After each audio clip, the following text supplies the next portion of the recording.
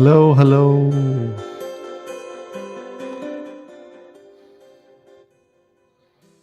Hi, hi, hi. Hi, hi, hi. How are you? How are you? Thank you for being here. I'm just checking everything now that it's live to make sure it's all checking out. And it sounds like sound is going through.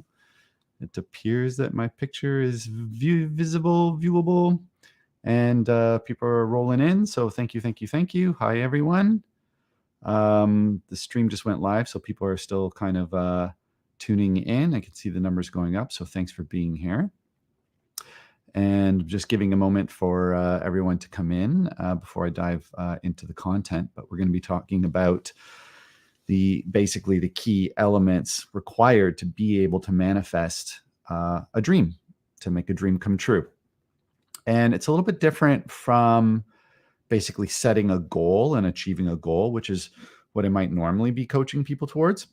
This is more kind of combines a little bit more of taking practical action and combining that with more of a faith or trust or energy based method. So we're going to talk about that today and how that works for manifesting. So just checking to see that everyone is coming in.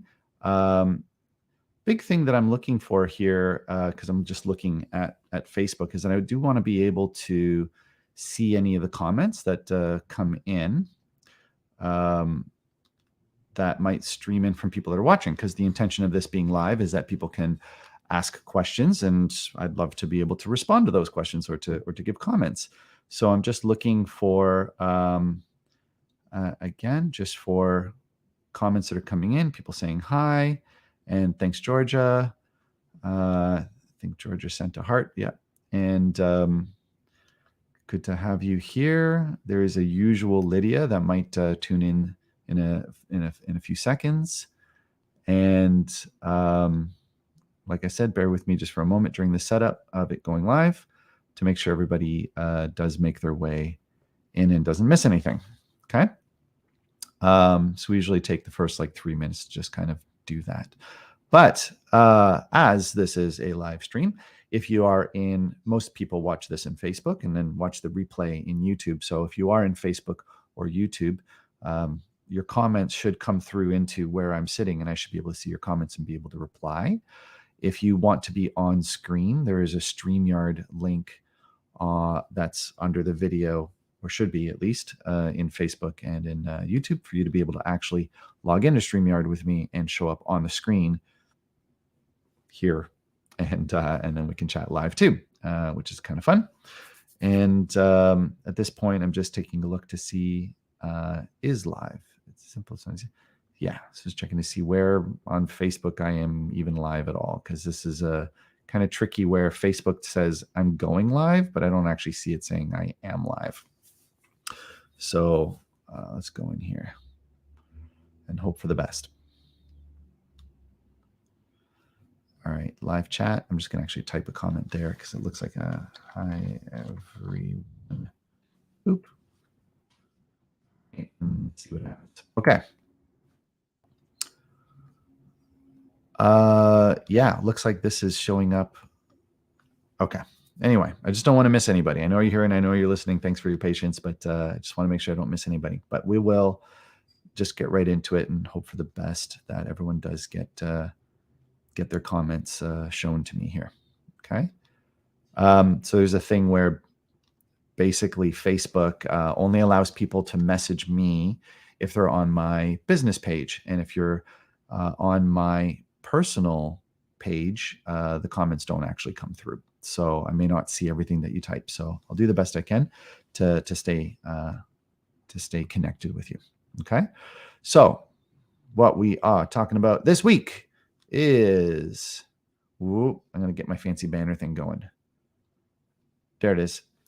How to manifest the life of your dreams. Okay. So I don't want to exaggerate. I do believe that you can manifest the life of your dreams. And I know that there is some challenges when somebody says, well, can I manifest, $1 million by tomorrow?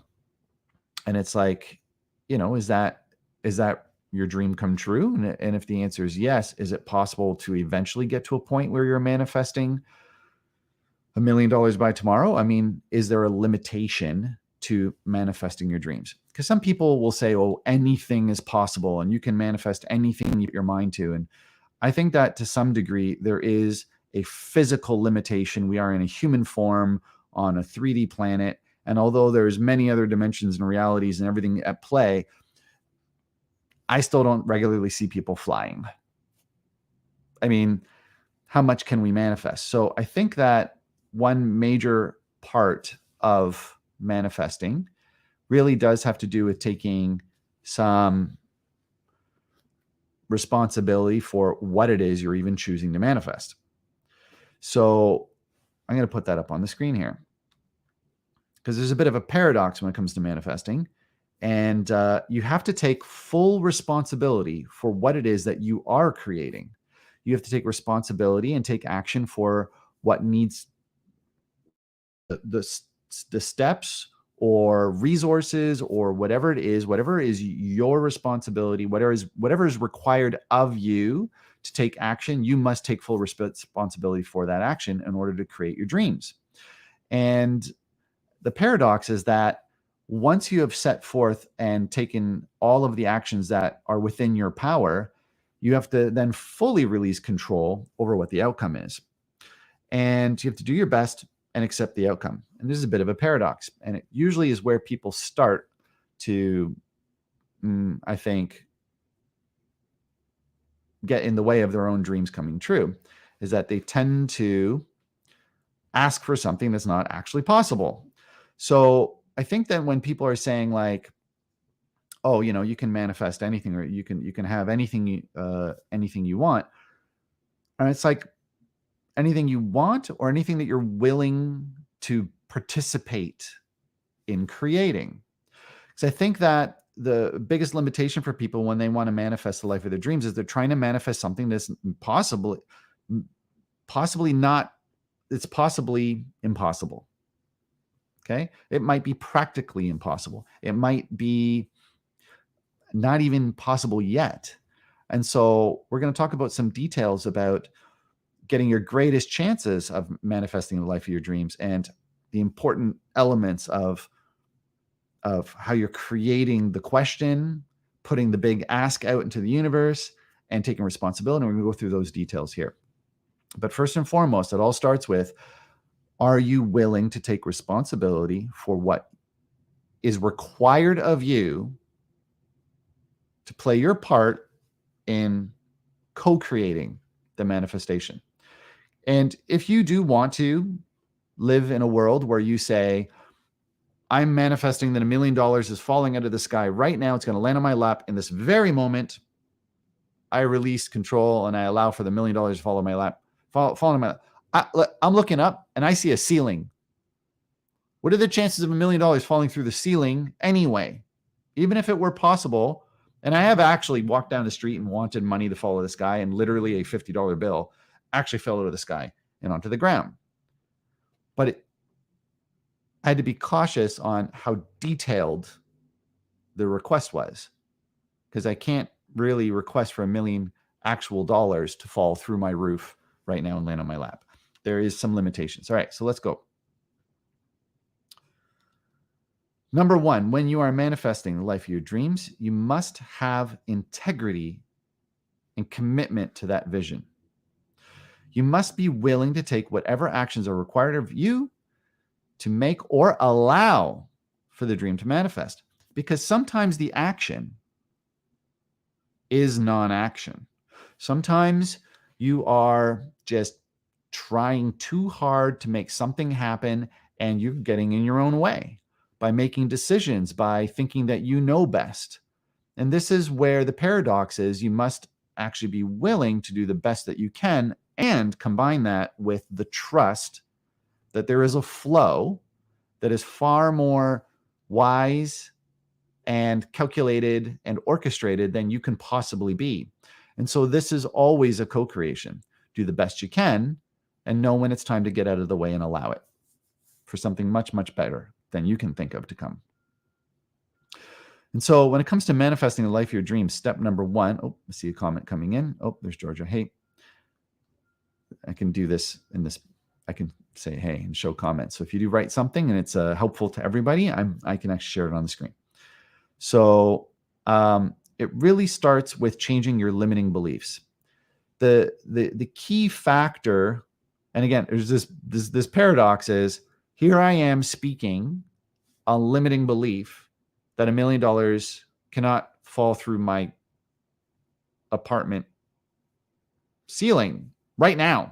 I mean, that's a limiting belief, isn't it?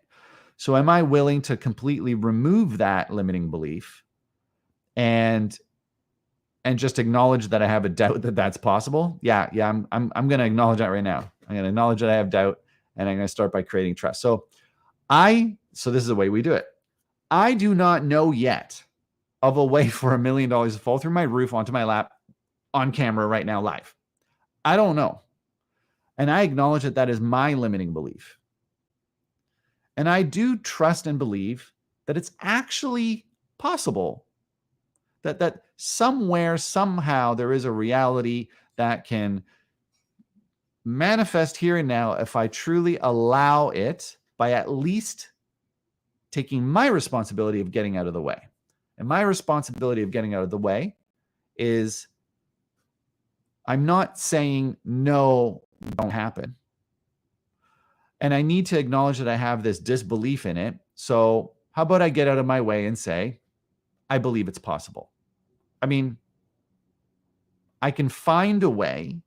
I can take responsibility, and I can research the ways that it is somehow quantumly and cosmically possible for this event, $1 million on my lap right now, on live here on camera. And here I am, I can acknowledge that I'm even trying to specify how it falls onto my lap. I didn't say fall through the roof on my lap. I said just fall on my lap. Is it actually possible for somebody to walk through the front door and come over here and literally drop $1 million on my lap? Yeah, actually that is possible. And so now see, here is where I'm giving an example live of how I'm starting to get out of my own way and challenge my limiting beliefs. And I'm also watching the details of exactly the wording that I use. So let's keep going.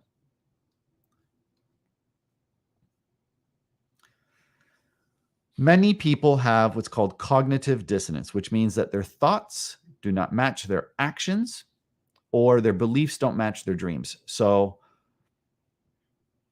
I have a dream of $1 million falling on my lap right now on camera, but my underlying beliefs are that won't happen. That's cognitive dissonance. If I say, right now I'm praying and manifesting $1 million on my lap, fall on my lap right now, but the underlying belief is that it won't happen.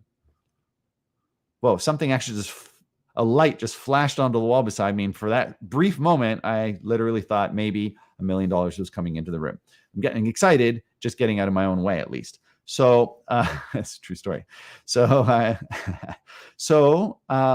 now, but usually cognitive dissonance means you'll hear when somebody's like, yeah, I take great care of myself, and I understand how important it is to get my sleep and to be in a peaceful state of mind so that I am always ready for, the magic of life to happen. Yeah, sure, I will have that fourth piece of cake. It's like, well, I mean, I think your action isn't quite matching this belief that you're taking the best care of yourself. That's cognitive dissonance. So it kind of starts there. First of all, recognizing that you have a limiting belief. And the next thing is watching, do the beliefs that you have match the actions that you're taking? So maybe another one would be like, I totally believe that my phone can ring and I can find out that I just won $1 million. Okay, that's an underlying belief that I actually do hold. That really is possible, that my phone really can ring and I really can win $1 million. I mean, they used to have this thing with, I think it was Ed McMahon, would literally show up on the front door of your house and he would be holding a check, and the home sweepstakes, something, whatever. And it was totally possible. So the thing is that if I hold the belief that my phone can ring and I can win $1 million right now, okay, now I have the belief, but when the phone rings, if I don't pick it up and answer it, now my action is not matching my belief, and that's a form of cognitive dissonance. So this is about having integrity and taking action that matches your belief. So step one again is remove the limiting belief. Step two is take actions that match your expanded belief. Because we have habits. We live in the habit that, oh, what's the point of answering the phone? Well, that's just a spam. I'm just going to ignore it. Right? So now we have to take actions that, well, maybe this one isn't spam. Well, maybe it's my lucky day. And we have to change the action to change the habit. Okay. Boop, boop, boop, boop, boop. Nope, I showed that already. Let's go down to the next one. It's because this is not a slideshow software. I don't just go next. I have to like go find it. Okay, so we're going to move on to another point here. Just checking in to see if there's any comments or any questions before I keep going. Because again, intention of this is that it is live. Rector video. Let's see. Is there anybody there? No. Okay. All right. Good. So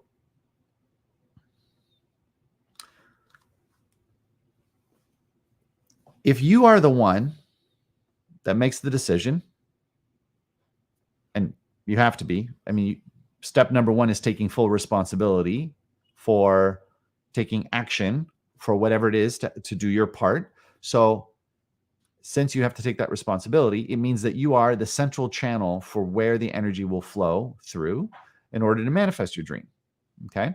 So one way, again, is acknowledging your limiting belief and starting to shift those or transform those into through education or just telling yourself otherwise, reframing it, whatever the case may be, but you starting by changing your limiting beliefs. That opens up, I say here channel, but it opens up the flow of possibilities, not only within the energy of the world around you, but it also opens that up as a flow, a channel of energy, even in your own brain. Neural pathways will shift, different parts of the brain will activate. And this is very important. We'll go into that very shortly. But by simply thinking differently, you are rerouting physical energy in your brain and activating dream space, imagination, a different form of calculating. You might move from the left side of your brain, which is about historical data and proven facts, and you start to switch over to the right side of your brain, which is abstract, infinite possibility, and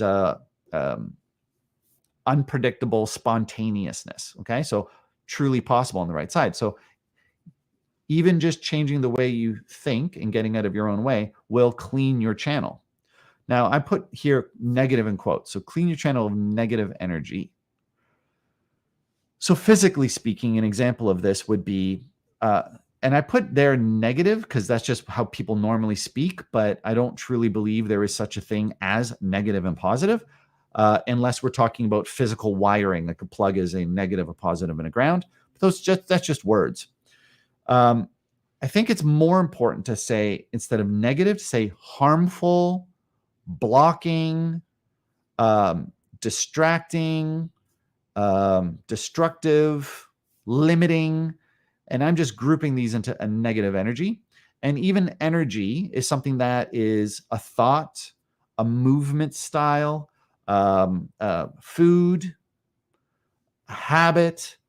So this is quite, the term negative energy, we have to be very clear that you're cleaning your physical channel, which is your body, your mind, and your belief system, or your connection, which would be more like your spirit, and clearing that of limiting beliefs or even destructive thoughts or energies that are around you that are harmful, like even just something as simple as having too much dust in your place and you have a dust allergy and it makes you groggy and not think clearly and maybe less positive. Like all these little things all do play into it. So let's just generalize to you are what your manifestation must flow through.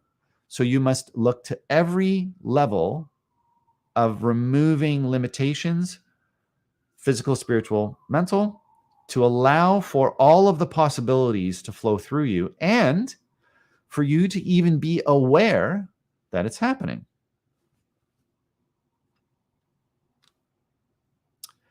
Oh, another thing about this negative energy, or let's go to the mental space. What if the dream that you're manifesting actually fully requires you to think differently? What if you want to get a raise at work? What if you want to start a business? What if you want to improve your relationship? That is going to require for you to take responsibility for your part in that. So if you're the one who has to change, then that responsibility of clearing your own channel of your own beliefs, traumas, resentments, anger, judgment, that's all part of that. So if things around you aren't changing, you might have to change in yourself first.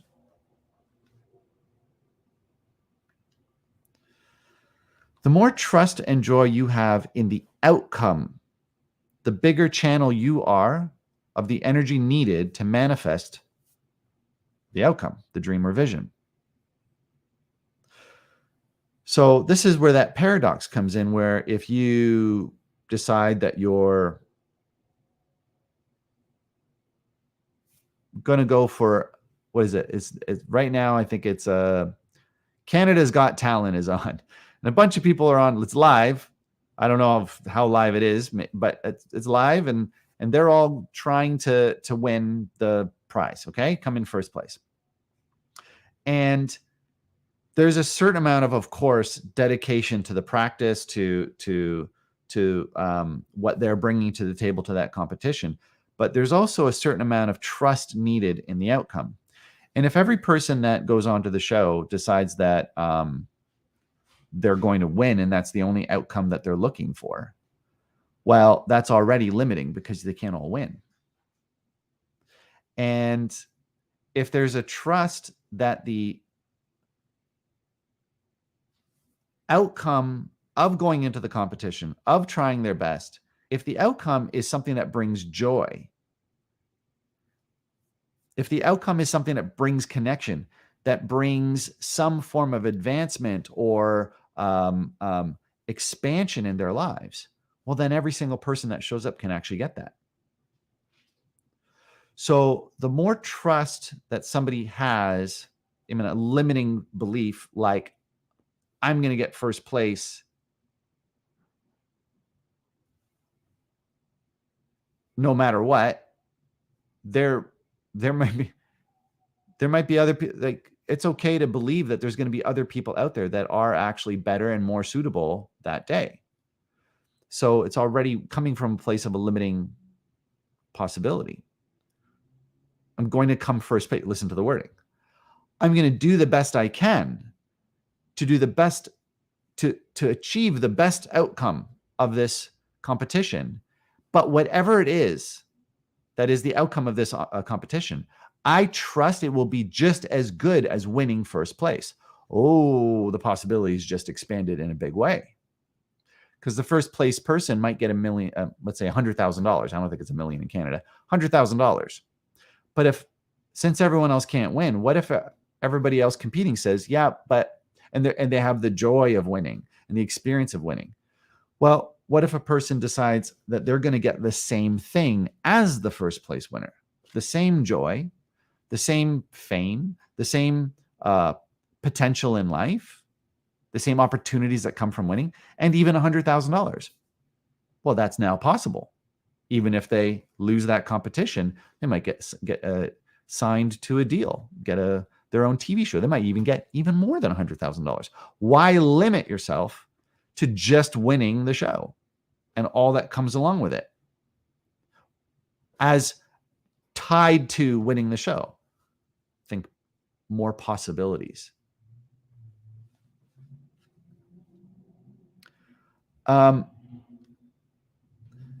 So this is a major point about manifesting a dream. I'm going to just paraphrase something that I learned from one of the trainings that I attended about manifesting. And this is from a high level. I mean, it's not like I can research him, but this is from a person who's purported to make over $150 million a year, and hung out with very high level, not billionaires, trillionaires, kings, actual kings. And I'm sure queens and others as well, but I'm just going by the quote in the training. I'm saying quote, but I listened to the training. And he says, many people fail because they decide that they want to manifest a red 2018 Ferrari, and it's signed by whatever, the engineer. It's a pretty specific goal and not impossible, but it's quite limited. And all of the things that have to come into existence in order for that to happen mean that they're going to have to now exchange for that a lot of belief, a lot of energy, a lot of effort. Potentially, it might require that. But if they shifted everything to the experience, I want a car that moves very fast because I like the experience of being in a car or a vehicle that moves very, very fast. I want it to be a car because I want to be indoors. I don't want a vehicle like a motorcycle going fast. So it's just, I want a vehicle that moves very fast. Well, now, see, I already got a vision of a boat doing it. I want it to be on land. That's fine because I want to be able to tour and stop in cities because I like the experience of traveling quickly with my car and the feeling of going around corners in my body and the feeling of the speed. And I want to be able to park my car and get out of it and be able to look at it because I like the experience of that, and the experience of maybe shopping and touring with it. And I want the experience of this car to be, I want it to be considered to be an expensive car. I want the experience of being by this car to be of a sense of awe from the people that look at it, and also a sense of pride within myself while I stand by it. I would like for it to be red. But it's the experience now that they're describing. And that experience can come in many, many ways. And there's enough definition to it that it can still be somewhat a car, and a fast one, but we don't necessarily know it's a sports car. And the exact color of red, it might be something a little bit different. There's nothing wrong with asking for red, but it's quite possible that the thing that's within the limitation of their current life and their belief system might not be red. It may actually be that what they're trying to manifest is not possible. But if they shift to the experience, the emotion, the visual of it, the chances of them getting it are almost 100%. So that was something that I learned that training. I can't even calculate. I mean, I say calculate. I can't remember. I mean, it must be at least 10 years ago. So it would have to be maybe even like 13 years ago. And I've never lost that. And I look to whenever it is that I fail at achieving a very specific and detailed goal. When I mean by fail is it didn't meet all the parameters that I wanted it to have. And I have to look back, have to step back and look at that and say, how did I create that failure of the goal? And always it's because I created a limitation in the detail that made it either impossible or made it require an amount of me that I wasn't willing to give. So, be very careful of the details of your request. You do get what you ask for, and it's important to allow yourself to go big and ask for bigger things and not limit yourself to something smaller than what you might already believe. But sometimes it's too strict and it will restrict the outcome. Things take time and not all things are possible. As an example, if I want to go to the gym and be able to bench press 300 pounds, it automatically defines a set of steps that are required, because you can't there's no way to manifest that in a day because there's physics involved. So then the question will be, what is the experience? So in this case, What is the experience of lifting 300 pounds? What is it that I want to achieve or gain from that? That now makes it possible. But some things, but lifting to 300 pounds by tomorrow is what makes it impossible. So is it the speed that I want, or is it the 300 pounds? So if it's the speed, let's remove the 300 pounds and say, I want the feeling of lifting 300 pounds. I want the experience of lifting 300, of achievement within myself. Okay, well, who says it has to be 300 pounds to get that? And we make it more possible by watching the details. Or, no, I want it to be 300 pounds because it's part of a competition and I can't get into it. And there's a certain kind of group I want to be part of, and you can't get in unless it's 300. Okay, no problem. Well, it's not tomorrow now. No problem. We'll just keep on rolling until it's 300 pounds. And this is an example of where not all things are possible. So be careful what you ask for, because it might restrict the outcome from even being possible.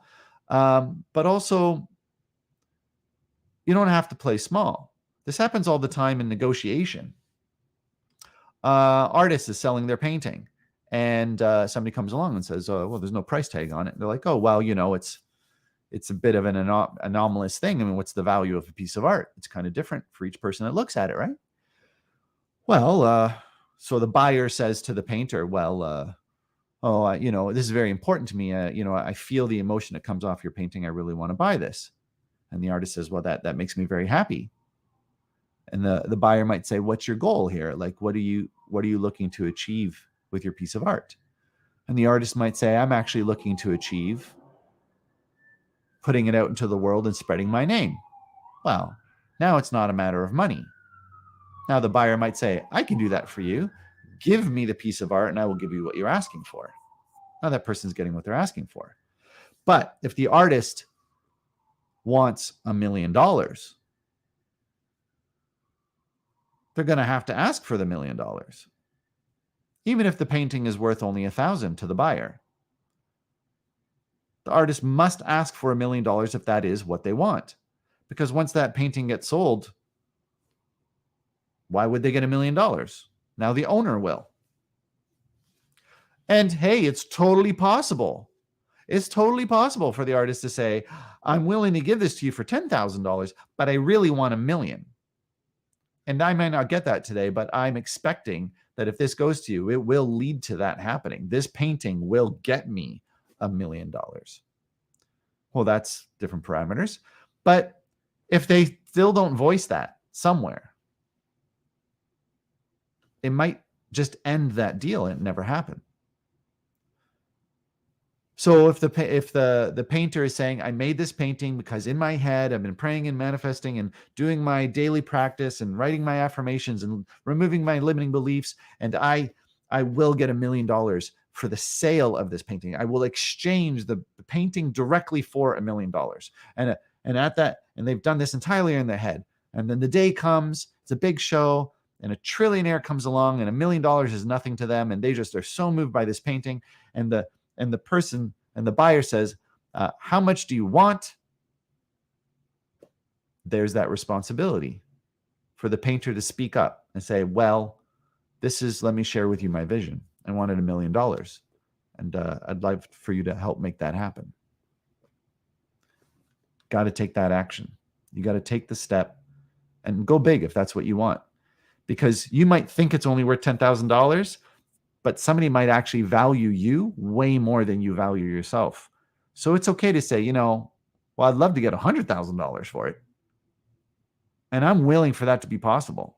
And I am actually willing to believe that, you might even be that person to do it for me. But I'm fine with telling you that the price tag's 10 grand.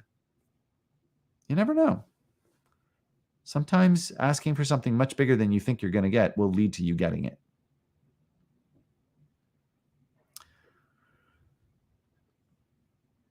So I believe I spoke to this point, but I do want to put this up.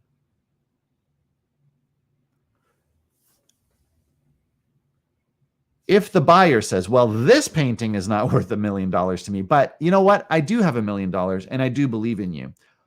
Are you willing to make me a painting that is worth $1 million?" And the painter might say, Well, I'm not currently capable of it, but I'm willing to put in the time and the effort, buy the resort, buy the paints would have to be more expensive, the whatever, the resources would have to be. I might have to get some training, but I believe I'm capable of it. Am I willing to do that work? So whatever it is that you are manifesting, you have to look at yourself and say, what am I willing to do to make that happen? Because you have to match the energy output for what's coming back. Now, let's be very clear here. It doesn't mean that you have to match the energy output of what you're getting back, because it's everything in the world is a barter. It's a law of reciprocity. Pendulum swings one way, the pendulum is going to swing back almost exactly the same the other way. So how much am I willing to put out $1 million worth of energy into this painting in order for it to be worth $1 million? Maybe no, but I'm willing to find a way to sell you $1 million painting that gets me $1 million. That's a different thing.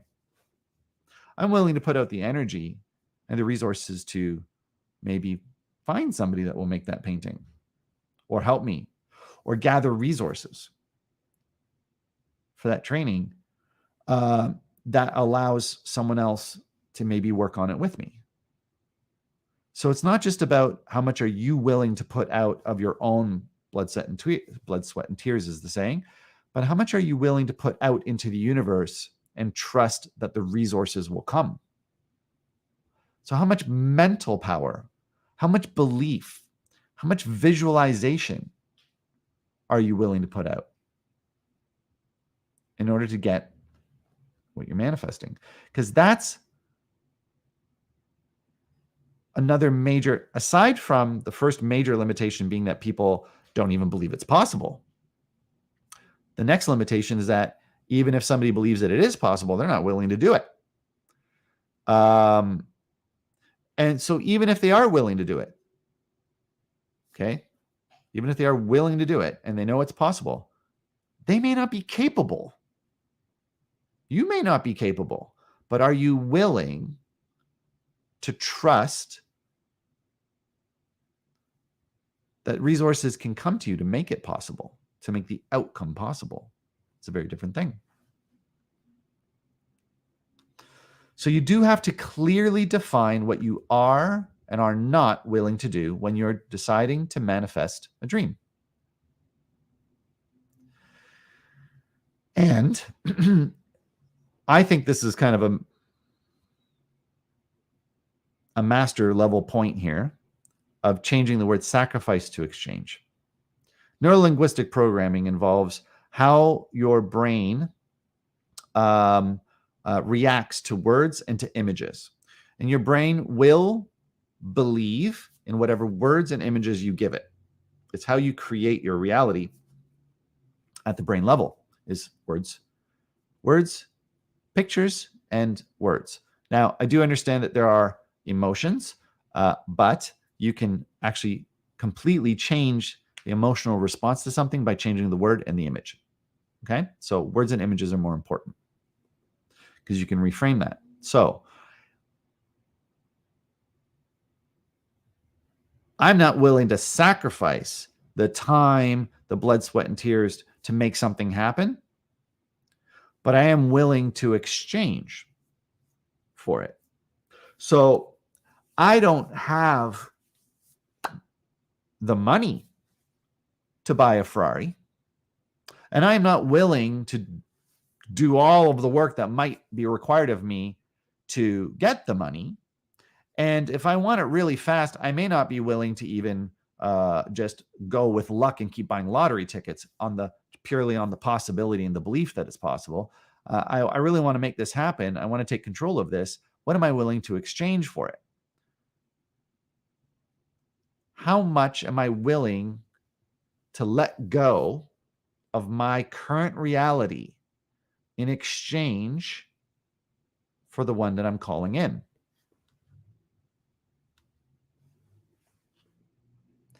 Am I willing to,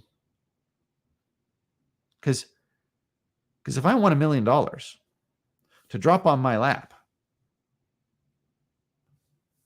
during the time of this, am I willing to pick up the phone, call a thief, and arrange for them to go do whatever it takes to take care of anybody that gets in their way, to go grab the $1 million and deliver it to me? Am I willing to do that? Am I willing to go so far as to cause chaos and harm and disorder just to arrange for $1 million to drop on my lap? I am not. That is not worth it to me. And that's what you really have to ask yourself for everything that you are defining as what you want. Are you actually willing to do what it takes to get your big dreams? Because read some bios on some people that really started to take over the world and nothing was going to stand in their way. And they were willing to do whatever it took, and they started taking over the world for reals.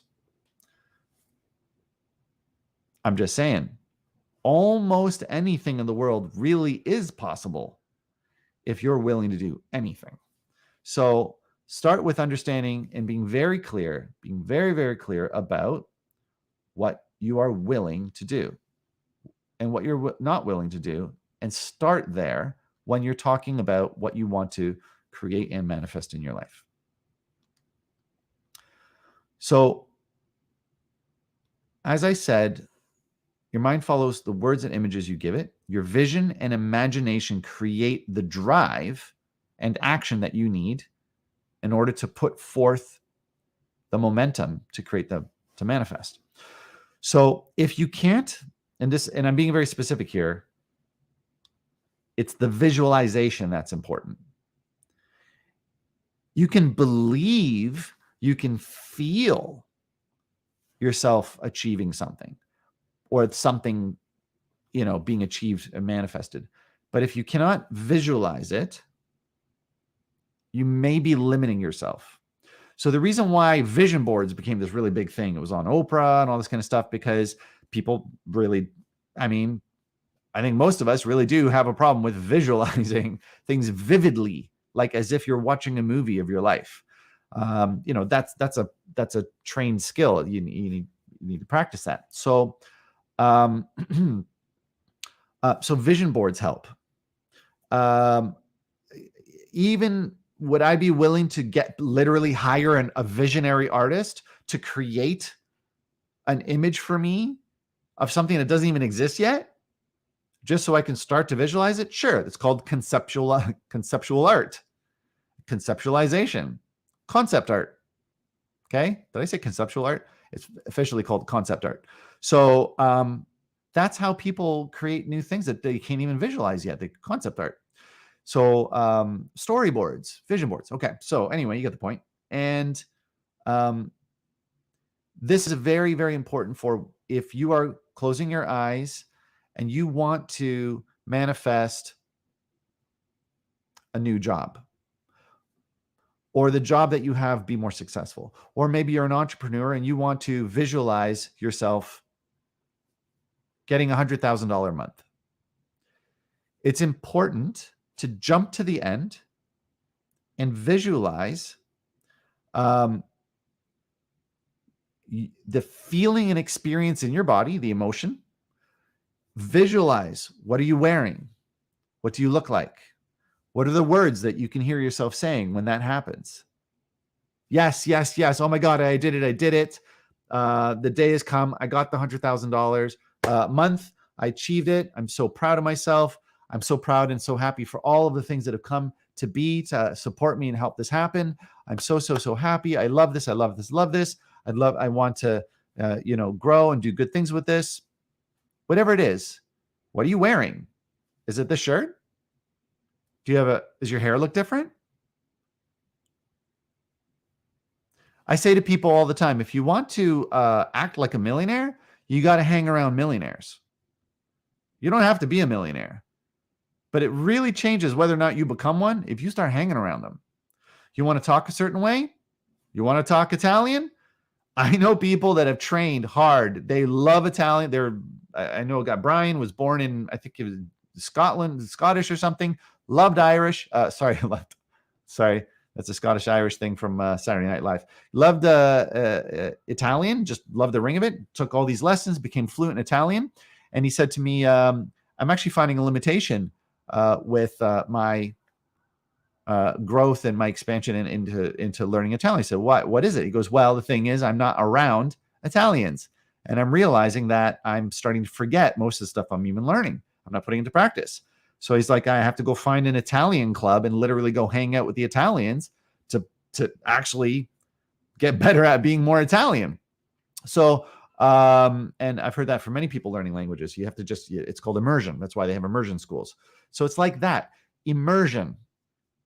If you want to achieve lifting a certain amount of weight, you got to be around a bunch of people lifting weights. If you want to be the kind of person that has super high self-esteem, you believe in yourself, and you don't have that yet, just hang around a bunch of people that have high self-esteem, and there's going to be a dip. I mean, at some point, if this is a self-esteem thing, you're probably going to feel worse about yourself at first, but commitment and stay driven. And at some point, you're going to start to hear the language that a high self-esteem person is using.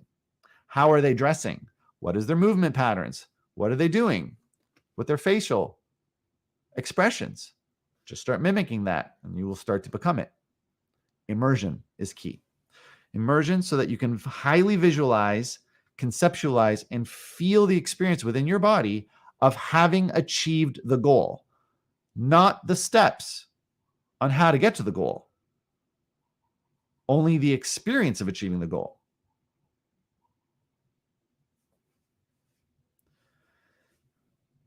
Because if you call yourself a winner, chances are you'll become one.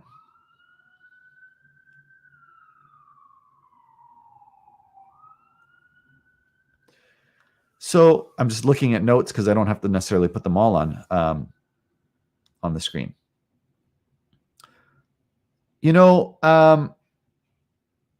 This is an interesting point that I made. I wrote all these points, by the way, and as I do most of my streams, sometimes I get quotes or copy and paste from like studies, or I may get something from like a registered psychologist put up on the screen. Today I wrote all of this, and so this is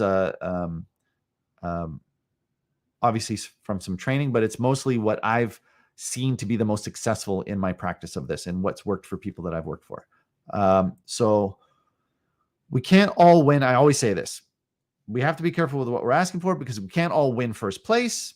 So if you're telling me that you want to be first place in a race, the first thing I'm going to say to you as a self-empowerment coach or an empowerment mindset coach, the first thing I'm going to say is, do you accept never being good enough to actually reach first place?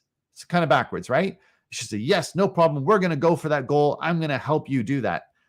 Honestly, I feel like that's a lie. That's not realistic. I'm willing to say, what is the best that you're willing to do to get to first place? And are you willing to feel just as good of yourself for just showing up and participating as the first place person? Yes, that we can do. I can get you the experience of winning first place. But since we can't all win first place, are you willing to accept, first of all, that winning first place means everyone else has to lose? Are you willing to have the most successful business in your field, knowing that you have to actually, in some cases, if it's a regional thing, you're taking business away from other people? I've seen a ring of food trucks. Okay, and they do this thing now because of COVID. They shut down the malls, and so they put these food trucks outside. They made these outdoor food courts, and I love going in and going, I wonder who's got the longest line, because there's only so many people here. There's only so many customers. Why is the cheesecake literally like dipped cheesecake on a stick, guys, a real thing? Why is that line so long? And what's with why is nobody eating maybe the certain kind of food over there? It's good food. I know it is. I ate there. It's awesome. But everyone wants cheesecakes on his stick today. While one guy is getting the business, all the other businesses are you can only eat so much food that day. So are you willing, first of all, or do you feel ashamed if resources are being pulled away from someone else? Are you willing to understand that it is actually because of you, to some degree, that somebody else can't win first place that day if you are? But are you willing to also believe in yourself that if they put in more work, more dedication, and were more committed to it, that they would have? Because that gives honor to the work. That gives honor to the integrity. That means that you are respecting and honoring that that's what you have to do if you want it. If somebody's coming in first place over and over again and it's not you, there is that self-responsibility to say they deserved it, or I'm asking for the wrong thing.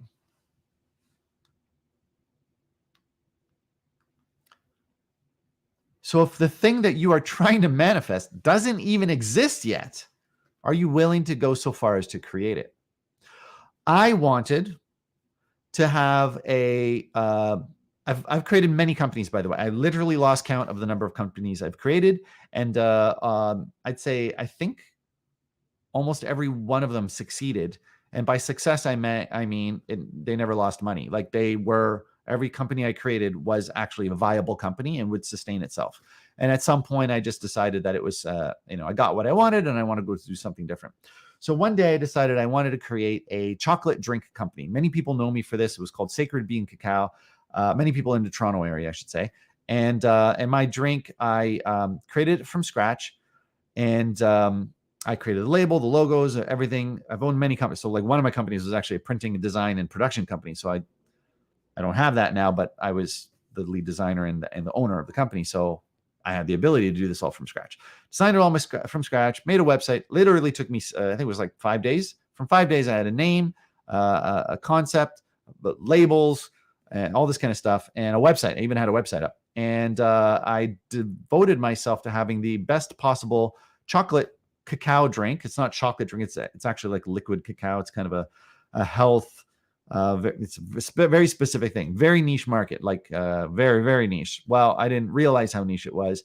I went out to sell this drink and this concept, and I had, of course, like the drinks in a bottle that I made, and I went to buyers, like the purchasing managers of retail stores as well as grocery chains, and I went to them regularly to give them the samples and get the feedback from what they thought the label needed to look like, or the pricing, or whatever the case may be. And I was willing to do whatever it took to get my product on a shelf. It didn't matter to me what it took. I would do it. Except I wasn't willing to change the quality of the product. It had to be the absolute finest grade and quality liquid cacao drink on the market in the world. That was my primary goal. And I did achieve that, by the way, on paper, like not just like my belief of it. It's not subjective. And so I got the product to a point where it matched everything. Like the labels got redesigned, reprinted, all this kind of stuff. And I got to the point where it was on the shelves, and it was starting to spread. It was starting to go across GTA, Ontario. And I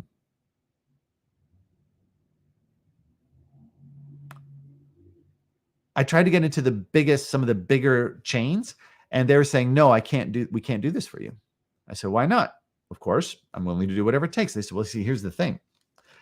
None have ever succeeded. I went, nah, come on. It's not like I just invented something entirely new. This went, and I can't remember her name now at the one store. I don't want to name names in case somebody tries to contact her. And she's like, no, actually, we are a market leader of this kind of like bespoke, handmade, like super high quality, high craft items. So we love your stuff, but it's literally never succeeded ever. The reason why, she said, is because chocolate, when you add water to it, it goes bad. It doesn't have a long shelf life. So there's no way we can put your product on a shelf and sell it fast enough, because there isn't really a big enough market. It's way too niche. So the parameters don't really work for your product to be viable in our store. And I went, not yet. But you tell me what you need and I'll make that happen. I was willing to create the product that they said didn't exist. Literally didn't exist. I looked into it. Never before had there ever been a liquid cacao drink. And I'm not saying a chocolate flavored drink here. She wasn't wrong. When you add water and sugar to cacao, it literally blooms black mold. Like, this is a thing. And I went through every thing possible to find the one cacao that I could find in the world from a company who is actually devoted to having scientific paperwork to prove that their cacao had no mold in it, because most of it does, shockingly. And the only way to get that mold out is you have to boil the chocolate. You have to like roast it. I'm saying boil because mine's liquid, but for cacao, for chocolate, you have to roast it. You have to bring it to a certain temperature. You got to kill off certain things. And the thing is, that reduced the quality of my product. The parameters were making it look like this was impossible. So, true story. I said, I don't care. I'm willing to do whatever it takes to find new science, whatever the case may be, to have a chocolate drink that it solves this problem and becomes definitively the very first liquid cacao drink to succeed on a market, because I solved the problem of it not going moldy. Well, I said, I don't know. I've hit the limit. I'm beyond the science. Nobody has the experience. I'm creating it. No one can tell me. I'm talking to professional chocolatiers and the company that makes the cacao. I'm talking to literally tribe members and of Mayan tribes from generations growing cacao in Guatemala. Like, no limit. No one knows. No one knows anywhere. So one day, so I say, I leave this now to the trust and belief of the universe that something will come to me. I'm going to put this on the screen here.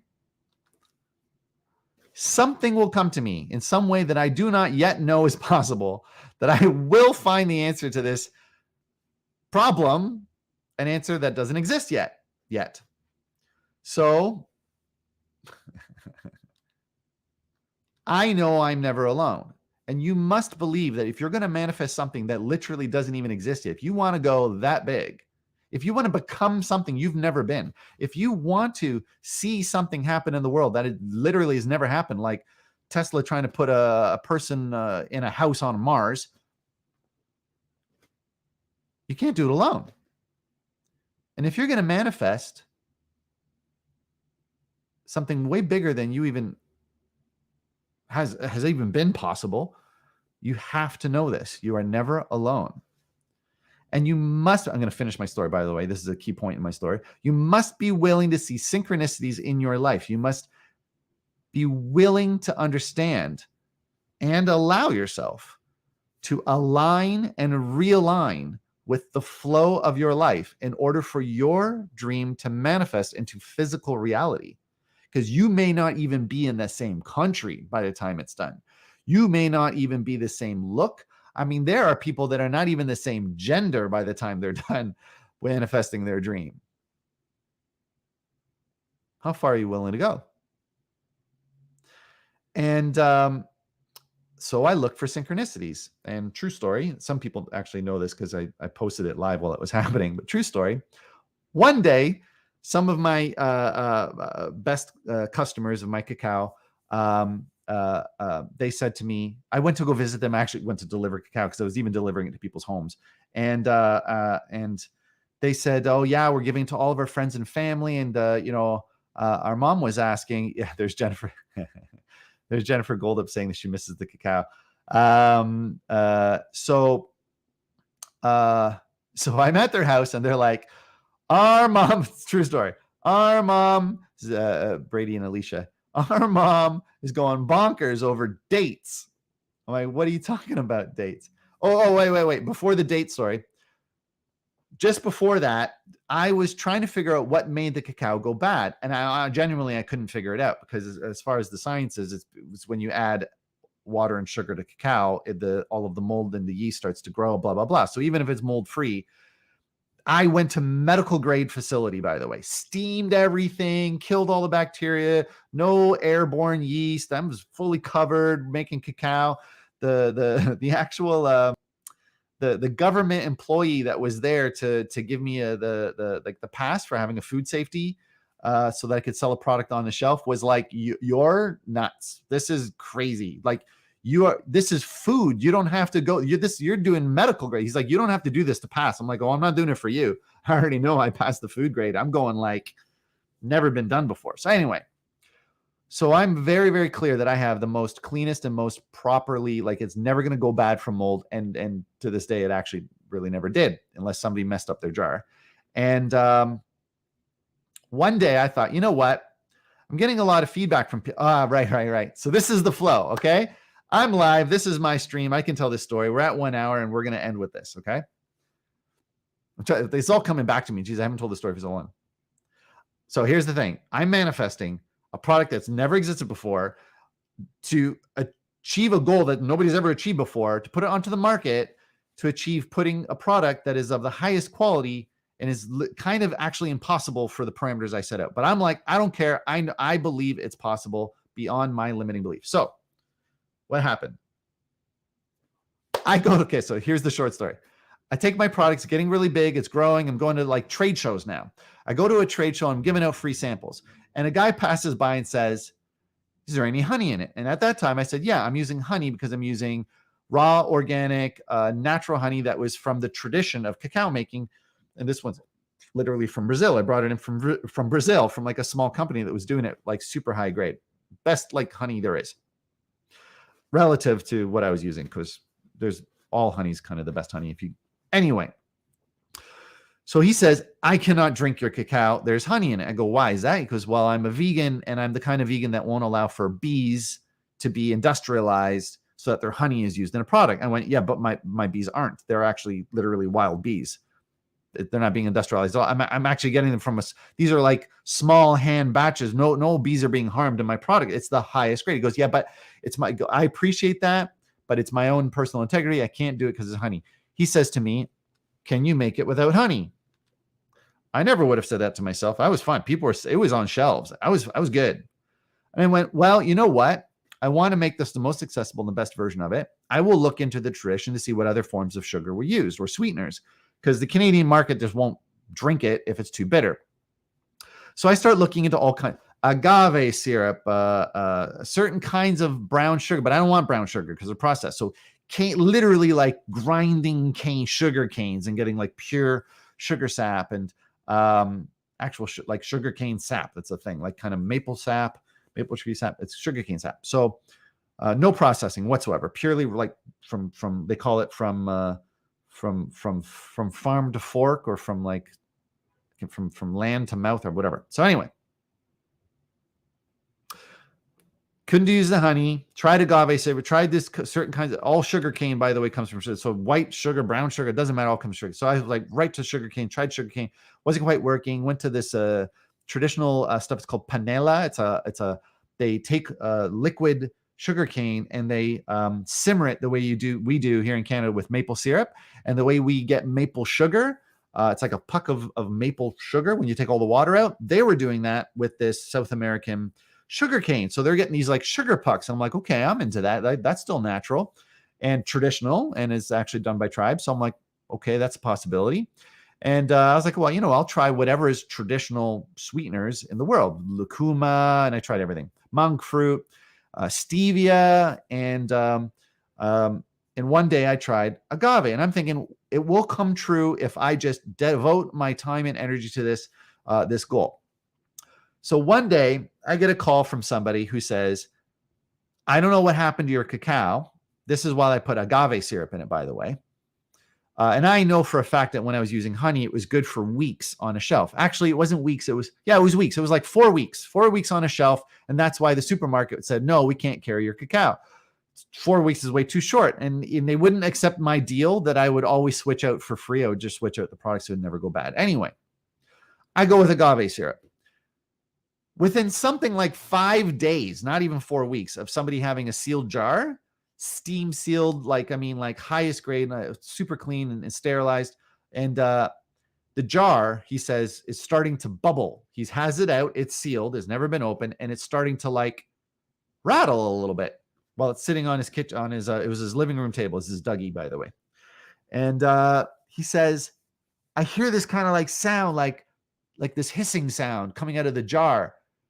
And he's like, what? And this like buckling of metal, just kink, kink, like the metal lid inside. Because I was using for him, I gave him a jar because he was buying liters of it, and the kink, kink, the jar lid was like, he was like some kind of weird, and then like just like just cacao is spraying all over the room. And he says, literally, my cat comes running in and cat gets sprayed with cacao. The walls are cacao, just like a sprinkler system goes off. And he's like, everything just bam. And he's like, what? How? Shock. He's covered. And he shows me, the lid is literally like just buckled out. And he's like, how? Why? He says, your cacao went bad. I go, no.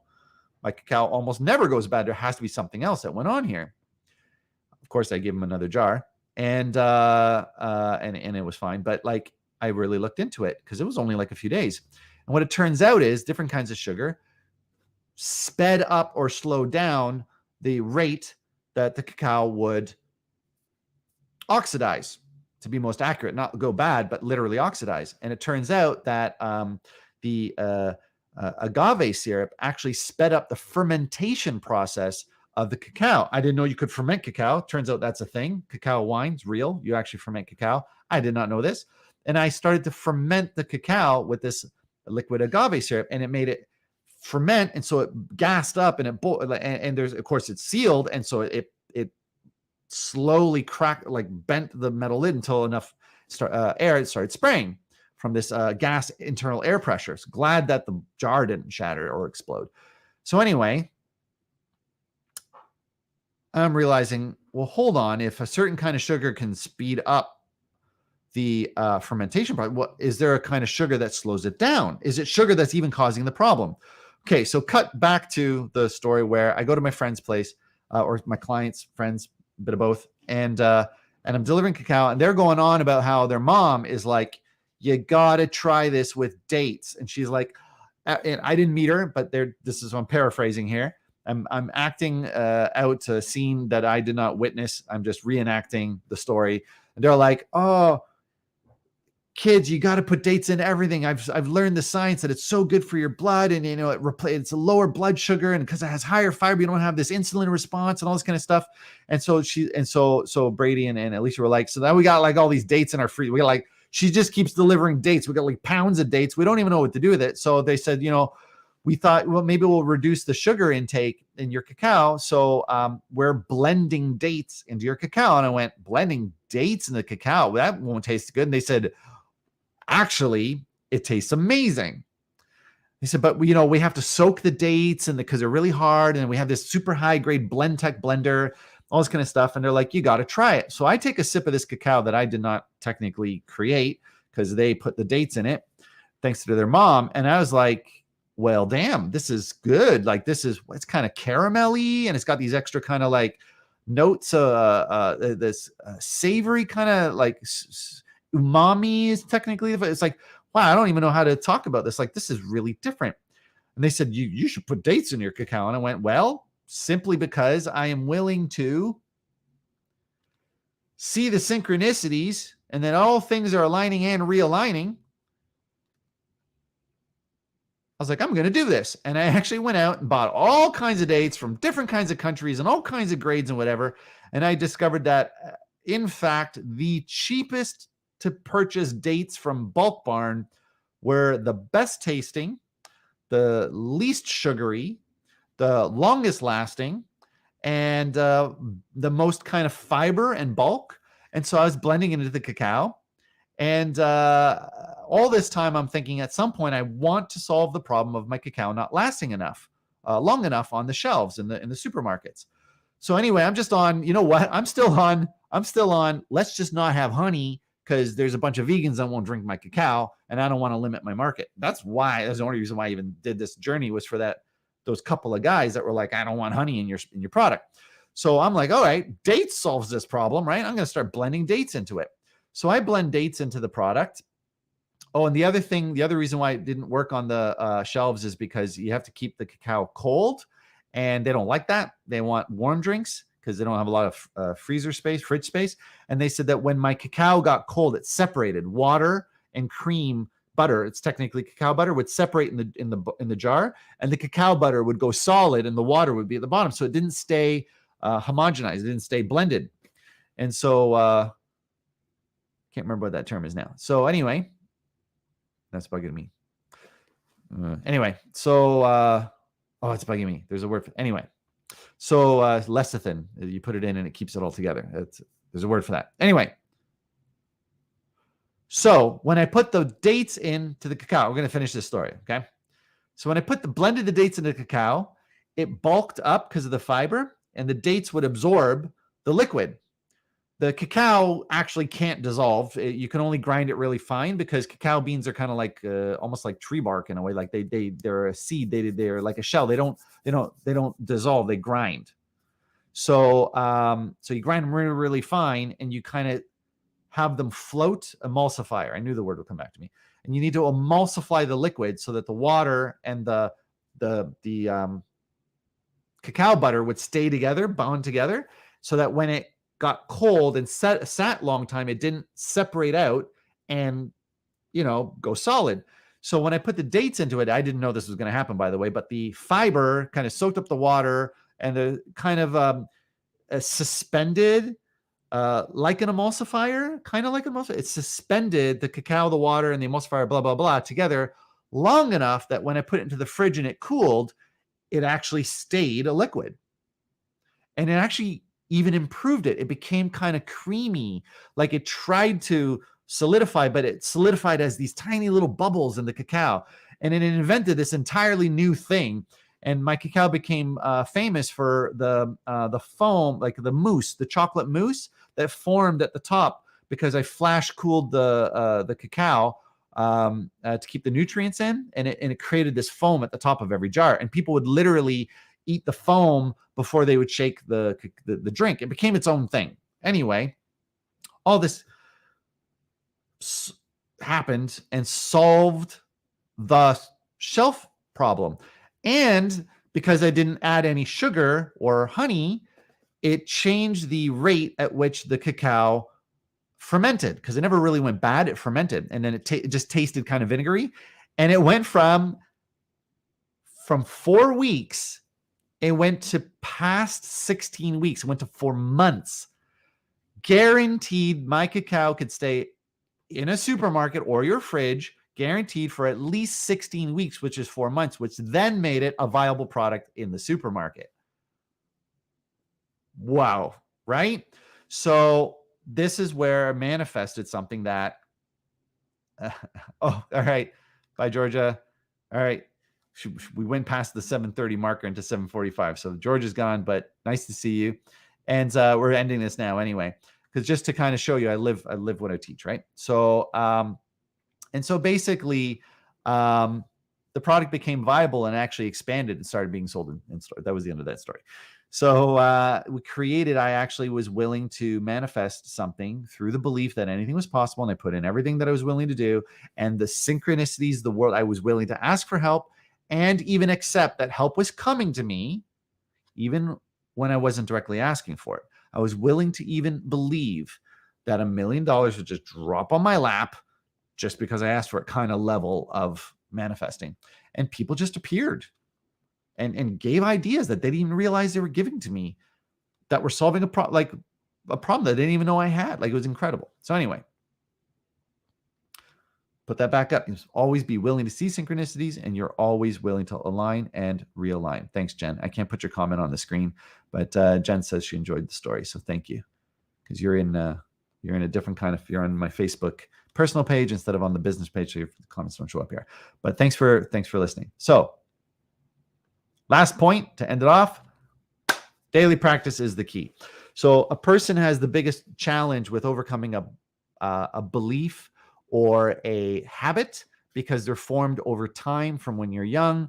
A belief is formed in your brain as a neural pathway, and the daily practice for manifesting is the key, because you have to actually change your neural pathway and your belief system.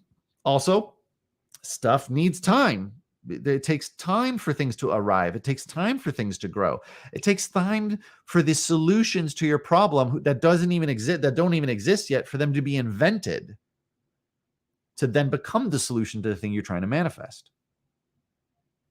How many times does somebody have a chronic illness right at the end of an evolution of a medicine, of a medication, of a cure? So all the other people stayed sick because the cure didn't exist, but there's a person that's right at the tail end of that research who's being told by doctors for months, if not years, a cure doesn't exist, and then one day one does. So staying devoted, staying motivated, and positive. How do I say this? Accepting of the possibility, staying like truly hopeful, and conceptually believing that something is possible that you can't even understand yet. I believe that something will come to exist to solve a problem that everyone is telling me can't be solved. That's the highest level of manifesting, and daily practice is the key. Telling yourself every day, everything that is not possible can one day become possible. Everything that I thought to myself that I couldn't achieve, I believe that I can achieve it, and one day I will. But I do believe that I will get there day by day to the best possible outcome. I believe that no matter what happens, if what I want is joy and happiness and health, that I can get those in ways that I do not even understand, in ways that maybe don't even exist yet. But I am devoted and dedicated to the belief that it is possible. I'm willing to take the actions that are called upon by synchronicities, that are called upon. This, by the way, is the daily practice. I'm doing it live for you. I'm willing to do what I am called upon. I'm willing to answer that phone. I'm willing to believe that something that's happening in front of me that doesn't look like it's anything to do for me, I'm willing to believe that there is an outcome from these experiences in my life, these synchronicities, that something is in that event or situation that it's going to inspire me, that's going to educate me, it's going to drive me, it's going to connect me.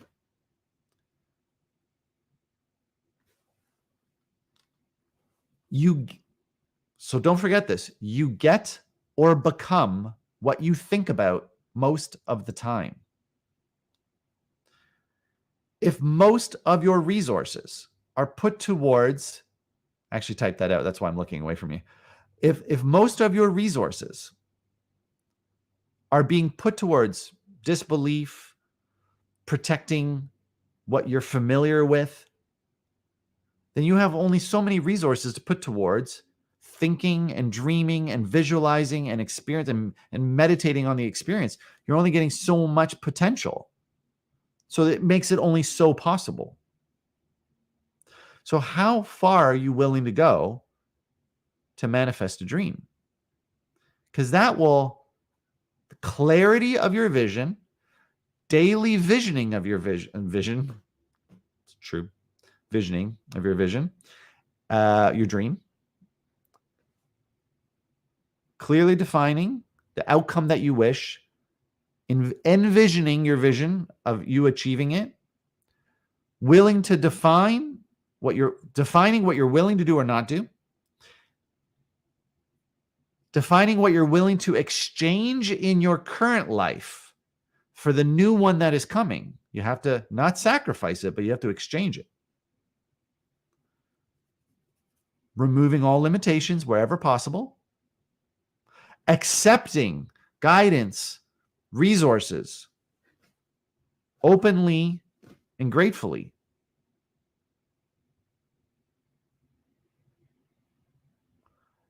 And believing that you're worth it.